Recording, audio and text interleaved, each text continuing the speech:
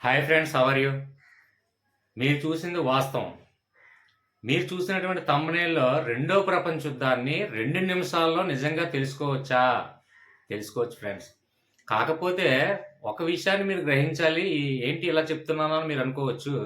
రెండో ప్రపంచ యుద్ధాన్ని 2 నిమిషాల్లో తెలుసుకోవాలంటే అందులో ఉన్నటువంటి లాజిక్ డైరెక్ట్‌గా అంటే కాన్సెప్ట్ గురించి మనకు కంప్లీట్‌గా తెలిసినట్లయితే డైరెక్ట్ లాజిక్ గురించి ఆటోమేటిక్‌గా ఈజీగా మనం ఎలా గుర్తుపెట్టుకోవాలి, ఏ విధంగా మనం ఆలోచించాలనేది మనకు ఈజీగా అర్థమవుతుంది ఫ్రెండ్స్. కాబట్టి ఒకటి ఒకటి మాత్రం మీరు పరిగణలోకి తీసుకున్నట్లయితే రెండవ ప్రపంచ యుద్ధాన్ని క్షుణ్ణంగా మనకు తెలియాలి అంటే ప్రధానమైనటువంటి కారణాలు తెలియాలంటే మొదటి ప్రపంచ యుద్ధం ఖచ్చితంగా చూసి తీరాలి. మొదటి ప్రపంచ యుద్ధాన్ని వీడియో అప్లోడ్ చేశాను. అలాగే ఆ మొదటి ప్రపంచ యుద్ధాన్ని వీడియో ఒకసారి చూడండి.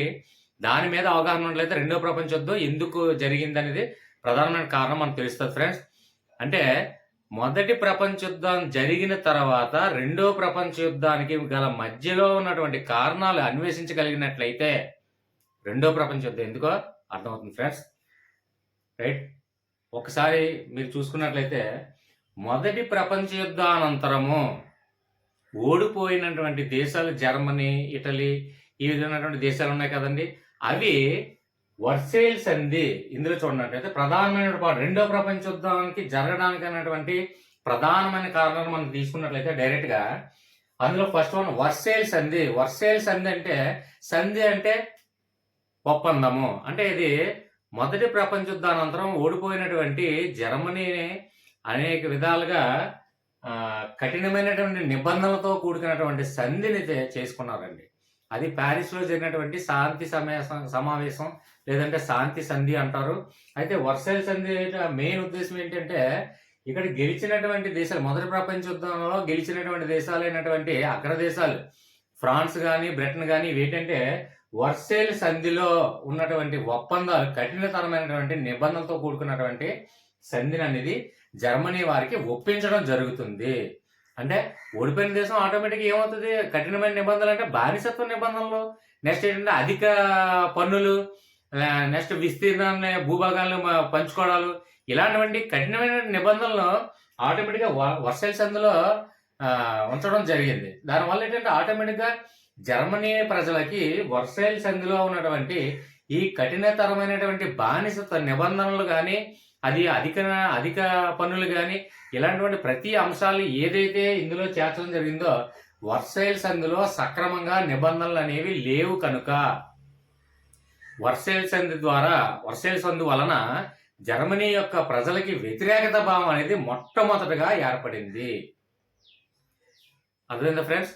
అంటే వర్సైల్ సంధి ద్వారా మొట్టమొదటిగా రెండో ప్రపంచ యుద్ధ కారణం ఎందువల్ల ఏంటంటే వర్సైల్ సంధిలో సక్రమైనటువంటి సంధి ఒప్పందం అనేది ఏంటి సక్రమంగా ఉన్నట్లయితే ఆటోమేటిక్గా ప్రజలకు అభీష్టం మేరకు అంటే జర్మనీ ప్రజలకు అభీష్టం మేరకు ఒక సక్రమైనటువంటి నిబంధనలతో కూడుకున్నటువంటి సంధి ఉన్నట్లయితే అది సక్రమంగా ఉంటుంది.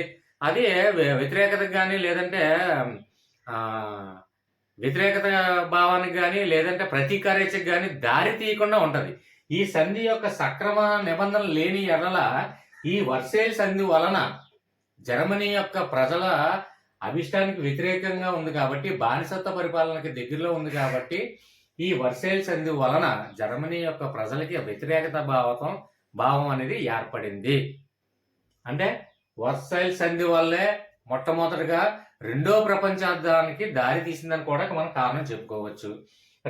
సెకండ్ పాయింట్ చూసుకున్నట్లయితే ఐరోపాలోని నియంతృత్వ ప్రభుత్వాలు అంటే ఏంటండి? నియంత ప్రభుత్వ పరిపాలన అంటే ప్రజాస్వామిక దేశాలు అంటే ప్రజల చేత ప్రత్యక్షంగా ఎన్నుకోబడినటువంటి దేశాలు ప్రజాస్వామ్య దేశాలు. అంటే ప్రజలకు అభీష్టం మేరకు ప్రజలకు అనుగుణంగా జీవన విధానంగా ప్రభుత్వ పరిపాలన విధానం అంటే ప్రజాస్వామ్య దేశం అంటాం. నియంతృత్వ దేశాలు అంటే ఒక పార్టీ ఏర్పడి ఆ పార్టీలో నడిపించినటువంటి నాయకుడు ఏర్పడి అది ఒక నియంత పాలన అంటే చట్టము మరియు శాసనం మరియు న్యాయం కూడా ఒకరి చేతిలో ఉన్నట్లయితే అది నియంత పాలనగా భావించడం జరుగుతుంది. అంటే తన యొక్క అభీష్టం మేరకే ఏదైనా సరే పాటించడం జరుగుతుంది. అదే నియంత పరిపాలన అవుతుంది.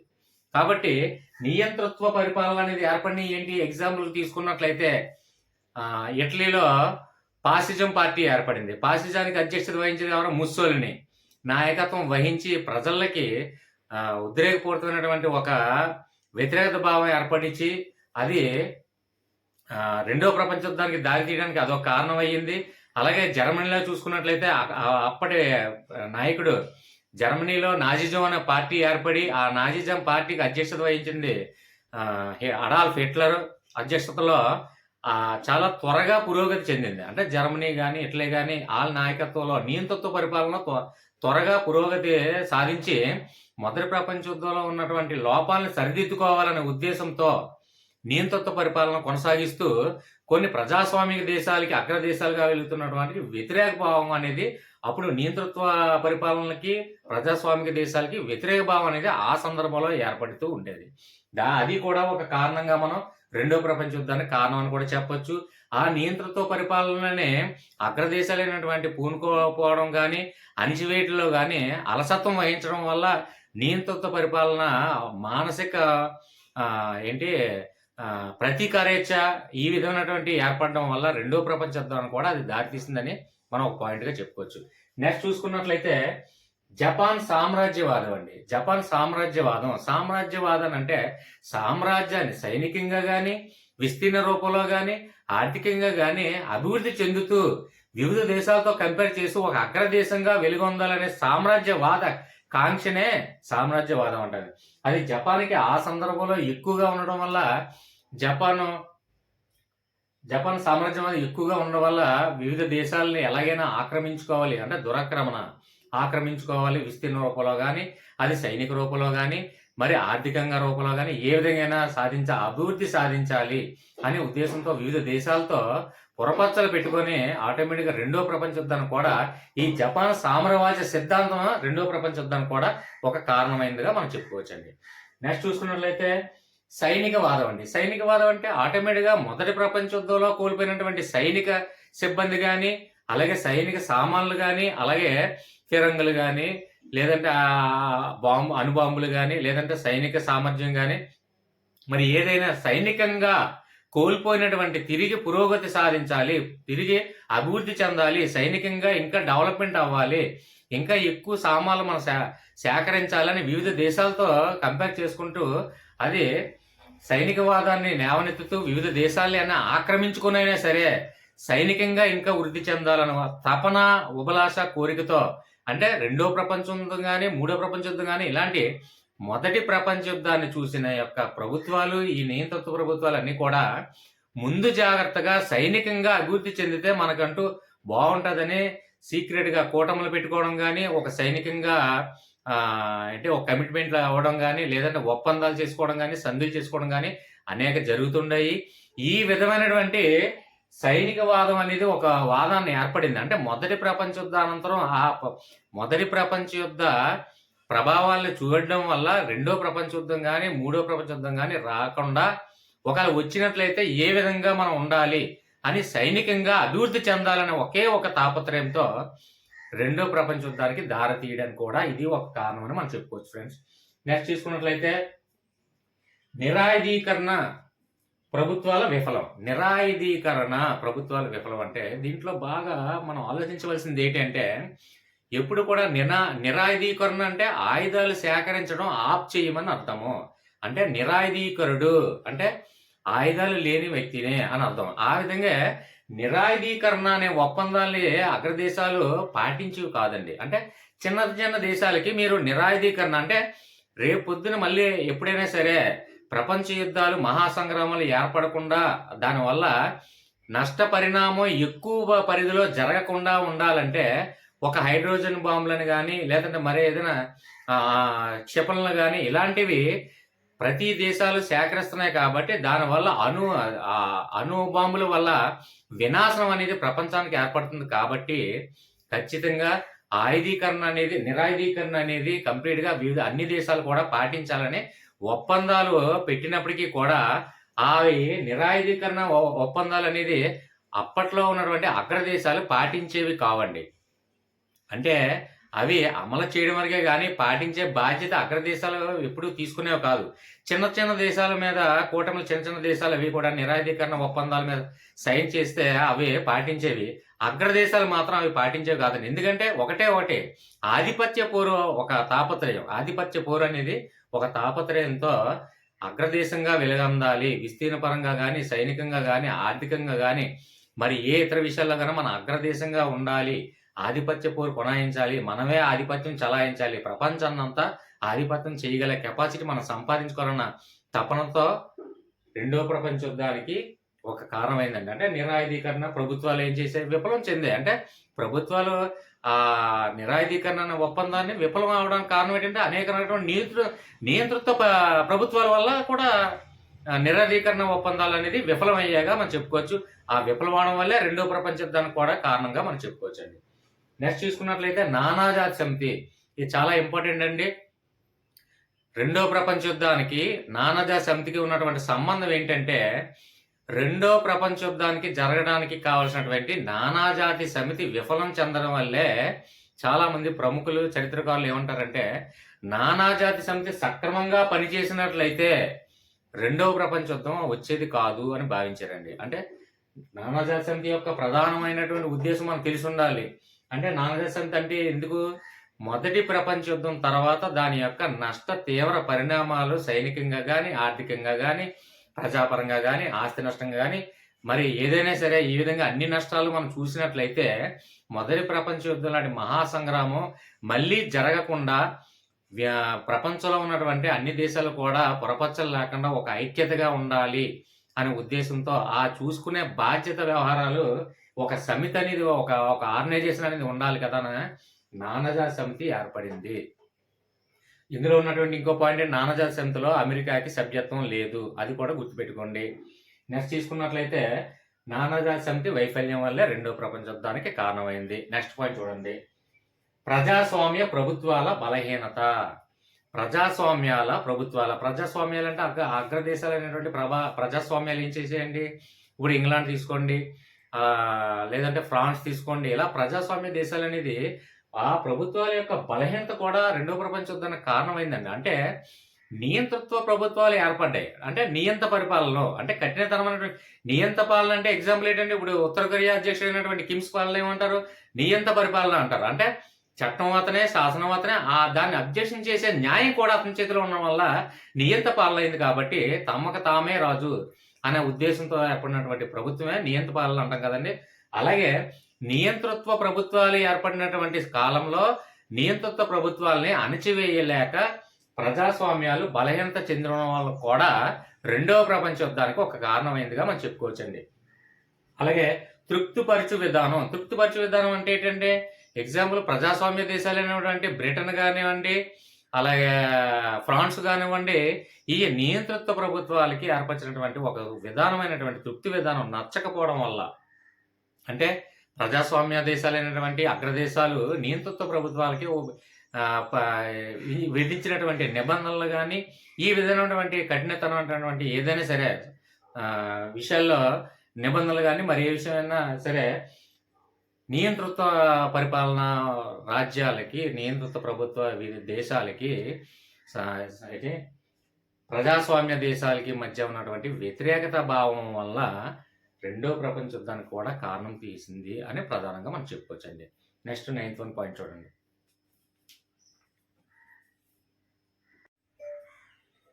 ఫ్రెండ్స్, 9th పాయింట్ చూసుకున్నట్లయితే ఆర్థిక మాంద్యం అండి. ఆర్థిక మాంద్యం అంటే ఏంటి? ఆర్థికంగా చిన్నాభిన్నం అవడం. అంటే ప్రపంచ యుద్ధాల తర్వాత ఆర్థికంగా అనేక దేశాలు రాజకీయంగా కానీ, నైతికంగా కానీ, ఆర్థికంగా కానీ ప్రపంచ యావత్ దేశాలు మొత్తం కూడా ఆర్థికంగా చిన్నాభిన్నం అవడం, ఆర్థికంగా చిరిగిపోవడం, అది కూడా రెండో ప్రపంచ యుద్ధానికి ఆర్థిక మాంద్యం కూడా ప్రధానంగా ఒక కారణం అని చెప్పుకోవచ్చు. నెక్స్ట్ చూసుకున్నట్లయితే అల్పసంఖ్య వర్గాల అసంతృప్తి అంటే సంతృప్తి లేకపోవడం. అంటే ఇప్పుడు ఎగ్జాంపుల్ వర్సైల్ సంధిలో తీసుకున్నట్లయితే అందులో ఉన్నటువంటి జర్మనీ ప్రజల్లో చూసుకున్నట్లయితే ఆటోమేటిక్గా అసంతృప్తి అనేది ఏర్పడింది. ఎందుకంటే వర్సైల్ సంధిలో ఉన్నటువంటి అనేకమైనటువంటి రెస్ట్రిక్షన్స్ అవి బానిసత్వ పరిపాలన విధానాలు అన్నీ, అంటే బలవంతంగా ఆ సంధి అనేది ఏంటంటే మామూలుగా పేరుకు మాత్రమే శాంతి సంధి కానీ అది బలవంతంగా కుదుర్చుకున్నటువంటి ఒప్పందం. అంటే యుద్ధం జరిగిన తర్వాత వర్సైల్ సంధిలో జర్మనీ ప్రజలనే ఉన్నటువంటి ఆ జాతీయులు కానీ అంటే అనేక రకమైన జాతులు ఆ అల్పసంఖ్యా వర్గాల వాళ్ళు అసంతృప్తి చెందడం వల్ల కూడా రెండో ప్రపంచ యుద్ధానికి కారణమైందని కూడా మనం చెప్పుకోవచ్చండి. అలాగే నెక్స్ట్ వన్ చూసుకున్నట్లయితే వలసల పోటీ అంటే వివిధ దేశాల మీద ఉన్నటువంటి దేశాకాంక్ష అంటే విస్తీర్ణ కాంక్ష, అలాగే రాజకీయ కాంక్ష, అలాగే ఆధిపత్య పోరు కాంక్ష, ఈ విధమైనటువంటి వివిధ దేశాలను ఆక్రమించుకోవాలి అనే ఉద్దేశం ఆలోచన రావడం వల్ల అంటే సైనికంగా కానీ ఆర్థికంగా కానీ నైతికంగా కానీ ఏదైనా ఒక అగ్రదేశంగా వెలుగొందాలి అనే ఉద్దేశం ఒక తపన ఏర్పడడం వల్ల వివిధ దేశాలను ఆక్రమించుకోవాలన్న ఆలోచన ఏర్పడడంతో ఈ వలసల పోటీతత్వం అనేది ఒకటి ఏర్పడి అది రెండో ప్రపంచ యుద్ధానికి కూడా దారి తీసిందని మనం చెప్పుకోవచ్చండి. ఇంక ఫైనల్ మనం పాయింట్ చూసుకున్నట్లయితే ముఖ్యంగా ఇవన్నీ కూడా ప్రధాన కారణాలు అయినప్పటికీ కూడా రెండో ప్రపంచ యుద్ధానికి ఎప్పటి నుంచి ఆరంభమైంది అని చెప్పుకోవడానికి చూసుకున్నట్లయితే జర్మనీ విస్తీర్ణ కాంక్షతో జర్మనీ ఏంటంటే అప్పట్లో అగ్రదేశంగా జర్మనీ ఏర్పడిన తరువాత అదేంటి ఆల్రెడీ మీకు ముందున్న చెప్పుకున్నాము, జర్మనీలో అడాల్ఫ్ హిట్లర్ అధ్యక్షతలో మనకి జర్మనీని పక్కనే ఉన్నటువంటి పోలాండ్ దేశాన్ని ఆక్రమించాలి అంటే దురాక్రమణ చేయాలి, దురాక్రమణ ఉద్దేశంతో పోలాండ్పై దాడి చేయడం జరిగింది. సెప్టెంబర్లో 1939లో జరిగింది. అప్పటి నుండి రెండవ ప్రపంచ యుద్ధం ప్రారంభం అవడానికి ప్రధానమైనటువంటి కారణంగా మనం చెప్పుకోండి. 1939 నుండి 1945 అంటే నిర్విరామంగా 6 సంవత్సరాలు మహాసంగ్రామ యుద్ధం అనేది రెండో ప్రపంచ యుద్ధం కొనసాగింది. ఓకే ఫ్రెండ్స్, మీరు దయచేసి మీకు అర్థమైంది అనుకుంటాను. సింపుల్గా చాలా ఈజీగా తెలుసుకున్నారని నేను భావిస్తున్నాను. మామూలుగా చూసుకున్నట్లయితే 2 నిమిషాల్లో రెండో ప్రపంచ యుద్ధాన్ని ఎలా గుర్తుపెట్టుకోవాలంటే మీకు పాయింట్ల వైజ్గా గుర్తుపెట్టుకోండి. ఫస్ట్ వర్సెల్ సంధి, నెక్స్ట్ వలసల పోటీ, తర్వాత ఆర్థిక మాన్యం, అలాగా 1 by 1 మీరు పాయింట్ల రూపంలో మైండ్లో గుర్తుపెట్టుకున్నట్లయితే అది మీరు 10th క్లాస్ విద్యార్థులే కానివ్వండి, ఇంటర్మీడియట్ విద్యార్థులే కానివ్వండి, అలాగే డిగ్రీ విద్యార్థులే కానివ్వండి, రెండో ప్రపంచ యుద్ధానికి కారణాలుగా మీరు కంప్లీట్గా విశదీకరించండి అని చాలాసార్లు అడగడం జరుగుతుంది. అందులో మీరు ఈజీగా సబ్ హెడ్డింగ్స్ అనేది మీరు మెన్షన్ చేసి అందులో ఉన్నటువంటి సారాంశాన్ని మీకు ఉన్నటువంటి పరిజ్ఞానంతో మీకు ఉన్నటువంటి అవగాహనతో కంప్లీట్గా ఏ విధంగా రాసినా సరే కొద్దిగా తెలియజేసినా సరే ఆటోమేటిక్గా మార్క్స్ అనేది ఇవ్వడం జరుగుతుంది ఫ్రెండ్స్. ఓకే ఫ్రెండ్స్, మీకు అర్థమైంది అనుకుంటాను. సింపుల్గా ఒకటే పాయింట్ 2 నిమిషాల్లో రెండో ప్రపంచం అంటే ఒకటి పాయింట్ల వైజ్గా మీరు గుర్తుపెట్టుకోండి. 12 ప్రధానమైనటువంటి పాయింట్లు. ఆ 12 ప్రధానమైనటువంటి పాయింట్లు 1 2 3 3 అలాగా 12 ప్రధానమైన పాయింట్లు కూడా చేతి వేళ్ల మీద గుర్తుపెట్టేసుకోండి. ఈజీగా గుర్తుంటుంది. అది మైండ్లోకి వచ్చిన తర్వాత ఆటోమేటిక్గా ఆ సబ్ హెడ్డింగ్ ఉన్నట్లయితే సబ్ హెడ్డింగ్ గురించి మనకున్నటువంటి పూర్తిగా అవగాహనతో దానికి ఉన్నటువంటి రిలేటెడ్ సబ్జెక్టు మనం కంటెంట్ అనేది తర్వాత కంప్లీట్ చేస్తూ రాయొచ్చు. అది ఎవరికి ఉన్నటువంటి సామర్థ్యం వరకు వాళ్ళు అవగాహన ఉన్నట్టు వరకు కంప్లీట్గా మనం ఎక్స్ప్లెనేషన్ ఇవ్వడం జరుగుతుంది. ఎగ్జాంపుల్ జర్మనీ పోలాండ్పై దాడి చేసింది అనేది ఓకే. నెక్స్ట్ అలా చూసుకున్నట్లయితే ఆర్థిక మాన్యం అంటే అనేది నాకున్న అవగాహన పరిజ్ఞానంతో ఆర్థిక మాన్యం గురించి ఎంతవరకు విశదీకరించగలనో అంతవరకు రాస్తాను సబ్ హెడ్డింగ్ రాసిన తర్వాత. అలాగే మీకున్నటువంటి పరిజ్ఞానంతో సింపుల్గా ఈ 12 పాయింట్లు సబ్ హెడ్డింగ్స్ రాయండి. అందులో చూసుకున్నట్లయితే పక్కన ఉన్నటువంటి దాని మెయిన్ ప్రధాన అంశం గురించి రాసుకునేటప్పుడు మీకున్న అవగాహనతో అది 2 లైన్లు కావచ్చు, 3 లైన్లు కావచ్చు, 10 లైన్లు కావచ్చు, మీకున్నటువంటి అవగాహన పరిధిలో అది రాసిస్తే ఆటోమేటిక్గా మీకు కన్సిడర్ చేస్తారు. కాబట్టి దయచేసి ప్లీజ్ అర్థమైంది అనుకుంటాను. ఓకే ఫ్రెండ్స్, ఇప్పుడు చెప్పే విధంగా ఈ వీడియో మీకు నచ్చినట్లయితే లైక్ చేయండి, అలాగే తోటి విద్యార్థులకు షేర్ చేయండి. అలాగే నాకు ఎంకరేజ్ ఇవ్వడం కోసం ఖచ్చితంగా మీరు వీడియో చూస్తున్నప్పుడు రైట్ సైడ్ సబ్స్క్రైబ్ అయిన ఆప్షన్ ఉంటుంది. అక్కడ జస్ట్ ఇలా క్లిక్ చేస్తే సబ్స్క్రైబ్ అవుతుంది. సబ్స్క్రైబ్ చేయడం వల్ల నేను ఏ న్యూ వీడియో అప్లోడ్ చేసినా సరే మీకు నోటిఫికేషన్ ద్వారా తెలియజేస్తుంది friends. Thank you friends. Okay.